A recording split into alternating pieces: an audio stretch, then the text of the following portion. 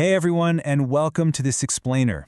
Today we're diving into, well, the ultimate business reality, right? Surviving in markets that are constantly shifting underneath our feet. We're going to break down how defining a rock-solid market strategy is really just the beginning, and how integrating strategic innovation and change management is the absolute key to avoiding irrelevance. Okay, let's take a quick look at our roadmap. We've got 5 key areas today: the constant reality of change, defining your market strategy, using innovation as strategic fuel, managing organizational change, and finally, taking your vision from planning to actual execution. Let's get into it. Section 1. The constant reality of change, or why giants fall. We've got to start with a pretty harsh reality here. In business, if you don't adapt, you literally don't survive. It honestly doesn't matter how massive your market share is today, because the external environment, it waits for absolutely no one. Think about industry giants, companies like Kodak or Xerox that dominated their sectors for decades. Why did they ultimately stumble? Take Kodak.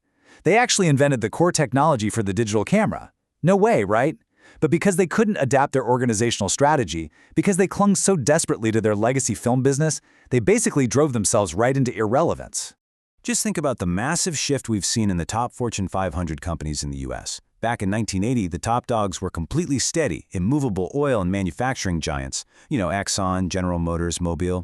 For the longest time, just being huge and steady was considered the ultimate competitive advantage. But fast forward to 2018, retail and tech innovators, Walmart, Apple, Amazon, they've entirely taken over.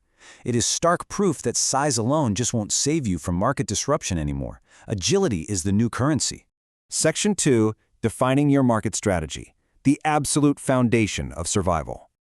To survive those crazy market forces, you need a shield. And that shield starts with defining a really clear foundational market strategy. According to Porter's generic strategies, you basically have 2 main ways to defend your position if you're going after a broad market. First up, you can go for cost leadership. This means building an operational engine to be the absolute cheapest option out there. Think Southwest Airlines. Or you can aim for differentiation. This is where you set your product apart by offering unique, premium features that people will actually pay extra for. Apple's iPhone is a perfect example of this. But what if you aren't fighting for the whole pie? Well, then you need what's called a focus strategy. This is all about precisely targeting a narrow, specific niche instead of the entire mass market. You can do a cost focus, kind of acting like a private label manufacturer aiming for the lowest price in a very specific local area. Or you can execute a differentiation focus. This is where you offer highly customized superior products to really discerning buyers. It's exactly what Rolls-Royce does with luxury cars, or how the Four Seasons approaches high-end hospitality. All right, Section 3, Innovation as Strategic Fuel, moving way beyond generic strategies. So here's the really crucial point. Just having a generic market strategy, it's just not enough anymore. To survive long-term, you need the constant fuel of innovation. And there's a big contrast here. See, competitive strategy is essentially hand-to-hand combat today. Fighting for a slice of a well-defined existing pie by tweaking costs or adding a feature here and there. Strategic innovation, on the other hand, is baking an entirely new pie. It applies strategic foresight to build the market of tomorrow, creating totally new product categories or breaking established industry boundaries to grab those massive white space opportunities. As our sources emphasize, there is a massive difference between mere invention and actual innovation. Invention is, say, building the very first touchscreen in a laboratory, which, is a neat trick. But innovation? Innovation is figuring out how to mass market that touchscreen, monetize an entire app store around it, and completely change global consumer behavior. Innovation takes an idea and harnesses it to commercial discipline to generate a real, lasting competitive advantage. It's raw creativity literally converted into a marketable, monetizable asset. Let's look at a real-world example of this kind of strategic adaptation in action. When the pandemic hit in early 2020, Walmart didn't just passively wait around for foot traffic to disappear. They aggressively pivoted. And for a massive legacy organization to change course that fast, that's a monumental logistical and strategic triumph. By proactively adopting new safety measures and completely overhauling its supply chain to meet this crazy new online demand, Walmart's grocery app saw a staggering 460% growth in daily downloads by April 2020. Wow. That is strategic innovation reacting to external pressures in real time. Moving into Section 4, Managing Organizational Change. This is the real engine of execution. So, the big question is, how do we actually get our people to implement these bold new market strategies? Because let's face it, a strategy is absolutely useless if the organization itself resists it. And this brings us right to change management. According to John Kotter's renowned framework, the very first catalyst for managing organizational change is jolting the company awake with a sense of urgency. If your employees don't feel a rational, really urgent need for change, they're naturally going to dig their heels in. You have to establish the why before the how, maybe by transparently sharing a burning platform memo with your staff, just so they understand exactly what is at stake. We can systematically apply this transformation using Kurt Lewin's classic three-step model. First up, you've got to unfreeze the old habits. You literally have to break down the current status quo. Introducing a new market strategy means unfreezing those old operational routines first. Second, you adjust. You move individuals to a new level by tampering with the current system and testing out new processes. And finally, you refreeze. You have to lock those new behaviors into place with updated reward structures and support systems, just making sure people don't slip right back into their comfortable old habits. Alternatively, we have the DPI's framework. This is another highly effective step-by-step roadmap for leaders navigating team transitions. Let's break it down real quick. First, you define the exact requirements and get absolute clarity on the new vision. Second, you plan precisely how to convey this change, from top leadership all the way down to the front lines. Third, you implement the rollout through relentless, continuous, two-way communication.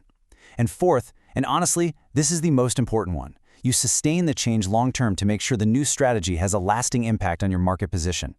Now, identifying the specific type of change you're undertaking is absolutely vital. There are 6 main types we can look at. Are you launching a massive strategic transformational change to tackle a whole new market? Are you implementing a remedial change, just to fix a broken internal process? Or maybe it's a personnel change. Mismatching your management approach to the type of change you're actually facing is a guaranteed recipe for failure. You have to recognize the exact nature of the disruption because that dictates precisely how you communicate it across your whole enterprise. All right, Section 5, from planning to execution. Let's talk about the principles and the pitfalls.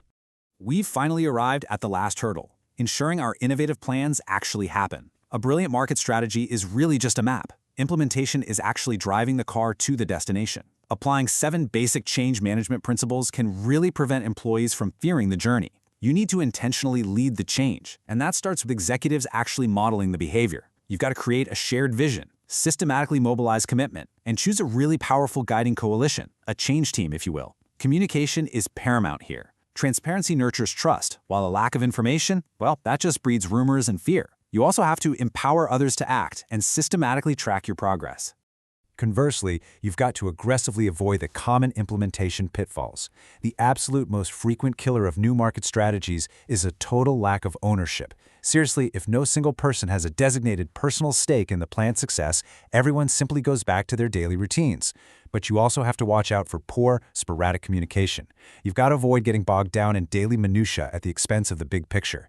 And finally, you absolutely cannot roll out a plan that is so overwhelming and unfocused that employees just freeze up because they literally don't know where to start.